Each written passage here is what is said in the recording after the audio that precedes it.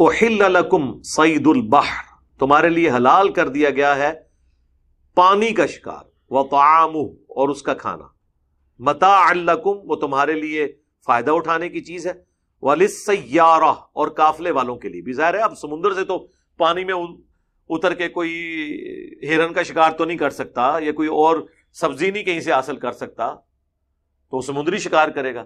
تو سمندر میں جنرلی آ گیا کہ سمندر کا جو شکار ہے وہ تمہارے لیے حلال ہے، پیورلی جو سمندری جانور ہے، یہ کیٹیگوریکل چیز ہے۔ لہذا فقہ حنفی میں جو ہے نا کہ ویل مچھلی جو ہے یہ سمندری جانور نہیں ہے، بلکہ وہ کہتے ہیں یہ میملز میں سے ہے، یعنی دودھ دینے والے جانور، یعنی انڈے نہیں دیتی ویل مچھلی، وہ ویل مچھلی کو حلال نہیں سمجھتے، وہ کہتے ہیں صرف وہ مچھلیاں حلال ہیں جو انڈے دینے والی ہیں۔ پھر ہم انہیں کہتے ہیں جو بخاری مسلم میں حدیث ہے، متفقن علیہ، دونوں کتابوں میں، ابو عبیدہ ابن جرح جو ایک لشکر میں گئے تھے اور ایک بہت بڑی مچھلی سمندر نے اگل دی، اور صحابہ کہتے ہیں ہم 15 دن وہ کھاتے رہے، اینڈ پہ حضرت ابو عبیدہ نے اس کی جو 2 ڈھانچے میں سے پسلیاں تھیں وہ صحابہ کو کہا اس کو جوڑو، تو ایک اونٹ سوار اس کے نیچے سے گزر جاتا تھا، اتنی اونچی اس کی وہ پسلیوں کا آپ سرکمفرنس دیکھ لیں، آلموسٹ آپ سمجھ لیں یعنی 12-14 فٹ تو بنے گا۔ تو اتنی بڑی تو کوئی عام مچھلی تو نہیں، انڈے دینے والی تو نہیں ہوتی ہے، یہ ویل مچھلی ہوتی ہے اتنی بڑی، ایون اتنی بڑی تو شارک بھی نہیں ہوتی ہے۔ یہ تو یہ کہہ سکتے ہیں کہ ہو سکتا ہے ہو، حالے تک تو نہیں دریافت ہوئی ہے اس طرح کی کوئی مچھلی، تو وہ ویل مچھلی تھی۔ ویل مچھلی بھی حلال ہے، اور ہر سمندری جانور حلال ہے، اور اس کی نشانی یہ ہے کہ سمندر سے نکالنے کے بعد وہ مر جائے، وہ حلال ہے۔ مگر مچھ ویسے تو میٹھے پانی کا جانور ہے، بہت چند ایک ہیں جو سمندر میں پائے جاتے ہیں، سمندر میں یہ نہیں ہوتے، یہ میٹھے جانور، میٹھے پانی کا جانور ہے، دریائی جانور۔ مگر مچھ کیا پانی سے نکلنے کے بعد مر جاتا ہے؟ نہیں، لہذا مگر مچھ حرام ہے۔ ویسے بھی یہ درندہ ہے، وہ صحیح مسلم میں حدیث ہے کہ درندے چاہے چرندوں میں ہو یا پرندوں میں، چرنے والے جانوروں میں ہو یا اڑنے والے جانوروں میں، وہ حرام ہے۔ تو مگرمچھ اس میں نہیں آتا۔ سانپ پانی کے اندر بھی، باہر بھی زندہ رہتا ہے، لیکن ویل مچھلی کو آپ باہر نکالیں 1.5-2 گھنٹے بعد مر جاتی ہے، فوراً نہیں مرتی۔ کیکڑا، وہ آپ کو نکالتے ہوئے ہلتے ہوئے نظر آ رہے تھے، لوگ سمجھتے باہر بھی زندہ رہتے ہیں، نہیں، مر جاتے ہیں۔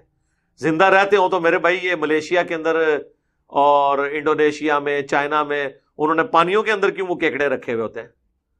ان کو فریش رکھا ہوتا ہے، اسی ٹائم پکڑتے ہیں وہ، اور پھر وہ کاٹ کے آپ کو دیتے ہیں تاکہ فریش رہیں، جس طرح مچھلی ہیں فریش رکھنے کے لیے، وہ باہر نہیں زندہ رہ سکتے، کچھ عرصے بعد وہ مر جاتا ہے۔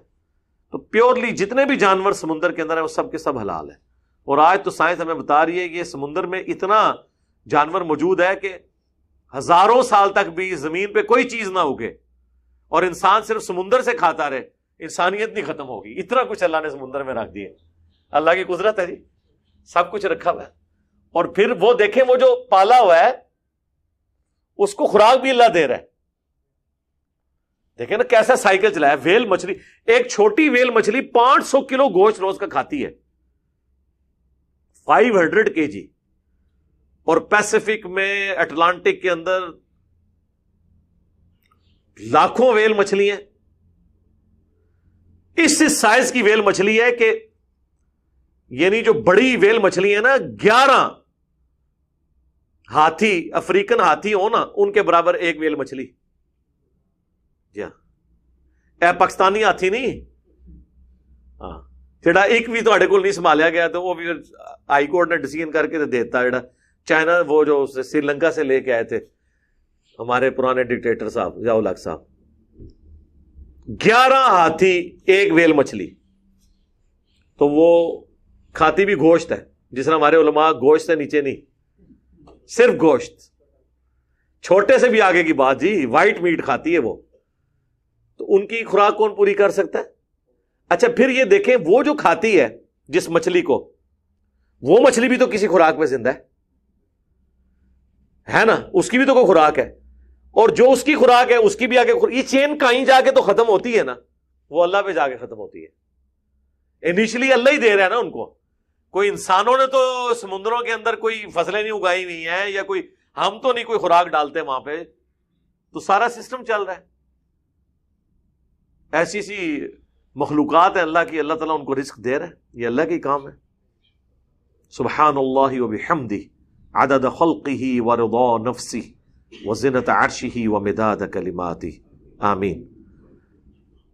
تو اللہ تعالیٰ مارا ہے کہ یہ سمندری جانور تمہارے لیے کھانا ہے، فائدے کا ذریعہ ہے تمہارے لیے، قافلے والوں کے لیے. وحرم علیکم صید البر، اور تمہارے لیے جو خشکی کا جانور ہے شکار کرنا یہ حرام ہے. ما دمتم حرما، جب تک تم احرام کی حالت میں ہو. اچھا، احرام کی حالت میں صرف یہ پابندی نہیں ہے، ناخن نہیں آپ کاٹ سکتے، وہ پوری تفصیلات ہیں بخاری مسلم میں. بال نہیں کاٹ سکتے، ازدواجی تعلق نہیں قائم کر سکتے. کئی ایک حلال چیزیں جو عام حالت میں حلال ہیں وہ احرام کی حالت میں حرام ہے.